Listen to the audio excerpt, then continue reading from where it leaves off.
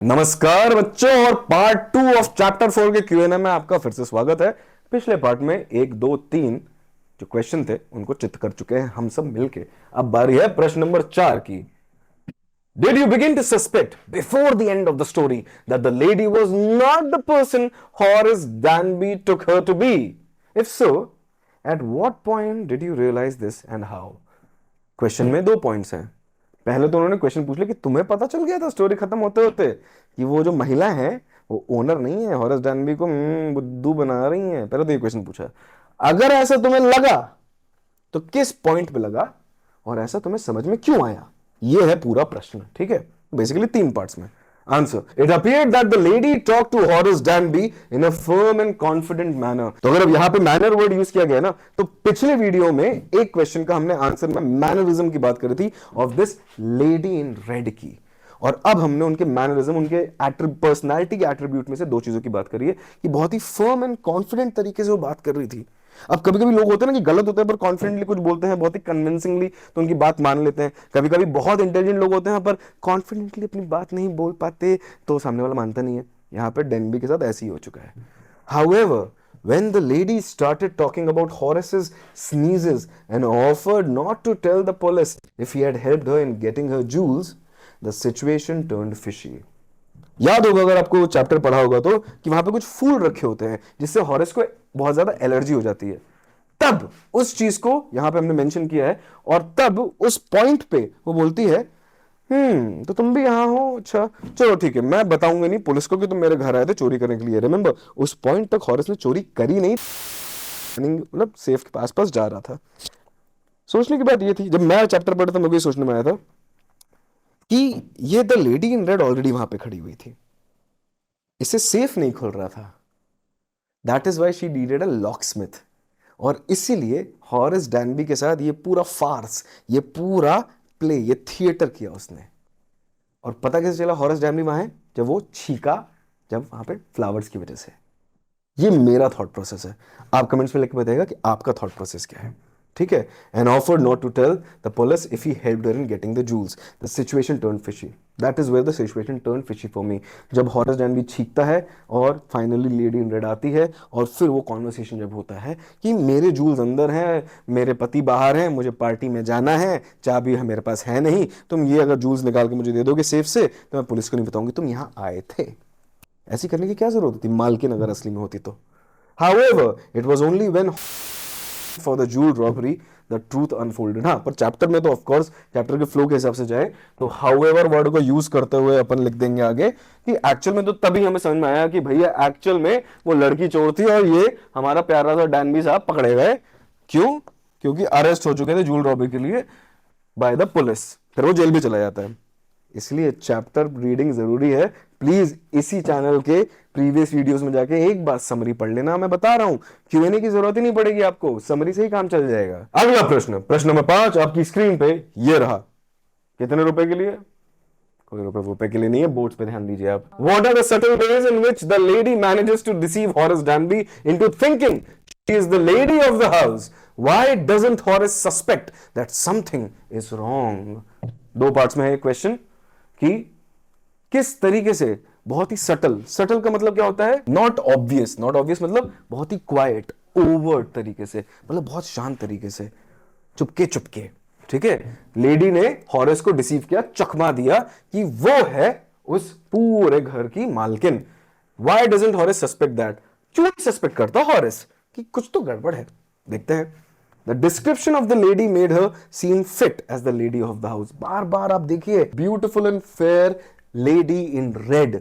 और उनके मैनरिज्म की बात भी हमने करी है प्रीवियस क्वेश्चंस को जब हम आंसर कर रहे थे कि बहुत ही कॉन्फिडेंट तरीके से, बहुत ही फर्म तरीके से बात कर रही थी। तो ये उनकी पर्सनालिटी ही ऐसी थी जिसकी वजह से हॉरेस को मानना पड़ा। और हॉरेस थोड़ा सा एंग्शियस हो गया था। ऑफ कोर्स हो जाएगा, क्यों नहीं होगा, वो एंग्शियस चोरी करने जो आया है। She was nowhere to be seen unless Horace sneezed। और जब तक हॉरेस ने वो अपनी एलर्जी के चलते छींका नहीं तब तक वो दिख भी नहीं रही थी। तो हॉरेस को ये भी लगा कि वो मैंने छींक दिया, इसकी वजह से उसको पता चला मेरी प्रेजेंस का, नहीं तब तक तो मैं चुपके चुपके चल रहा था।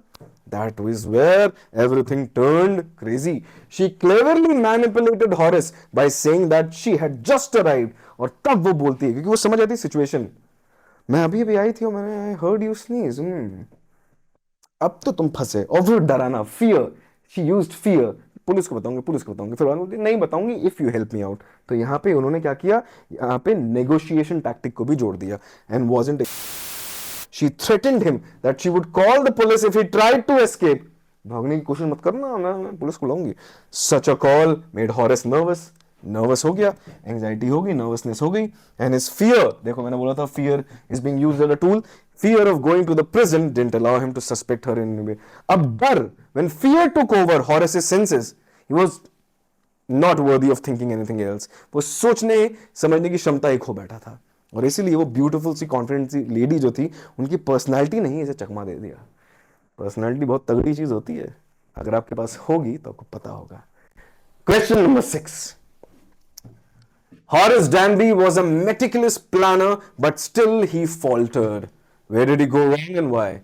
क्वेश्चन में एक ऐसा वर्ड जो कि चकमा दे सकता है, द वर्ड इज फॉल्टर्ड, गलती हो गई उससे। बोल रहे हैं बहुत ही मेटिकुलस प्लानर था। मेटिकुलस अगर वर्ड कंफ्यूज कर रहा है तो बहुत ही डिटेल में प्लान करता था, फिर भी उससे गलती हो गई। Where did he go wrong and why?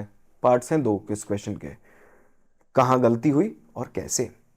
Answer, Horace Danby was a meticulous planner as he delved into the minute details. Before executing the robbery, he had collected all the information about the owner and servants and studied the house carefully.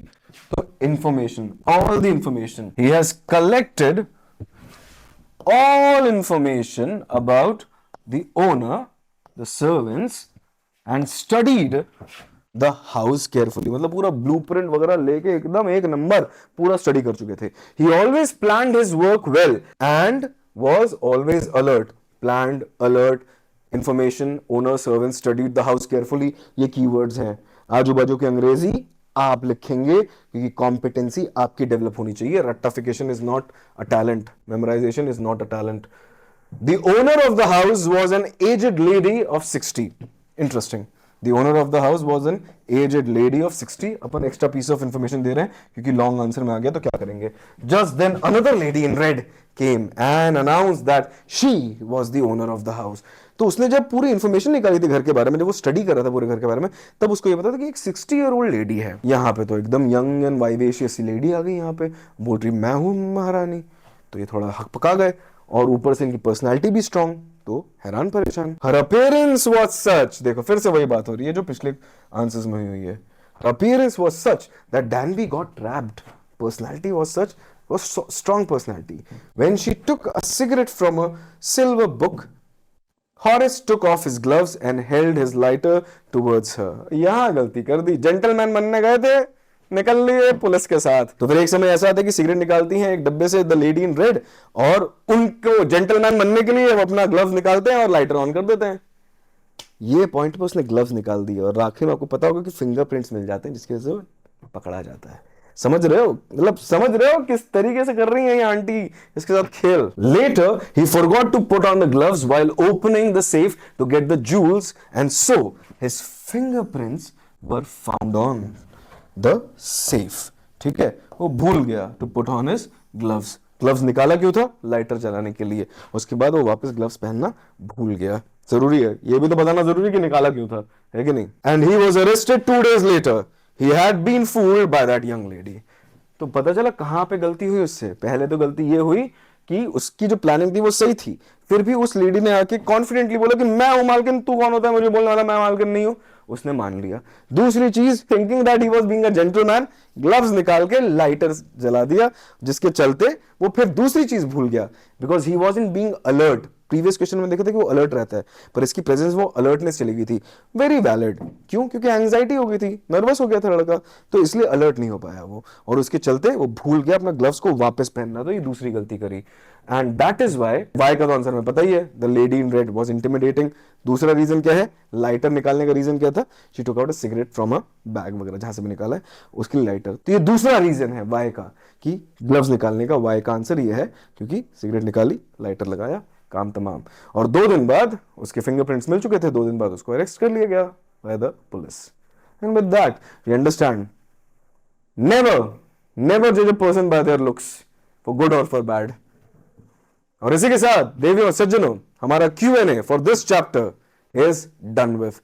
Thank you so much for being with me. Remember, comment section आपका है, you are the boss over there, तो please please comment section में जाओ। नए vocabulary words बहुत सारे आए हैं इस पूरे चैप्टर में, use them in your own sentences, that is the way to build vocabulary. रट नहीं सकते नए वर्ड्स को, सिर्फ यूज कर करके सीख सकते हैं। और दूसरी चीज क्या, क्वेश्चंस को अपने वर्ड्स में लिखने की कोशिश करिए, दैट इज द रीजन मैं अंडरलाइन कर रहा हूं मेन पॉइंट्स को।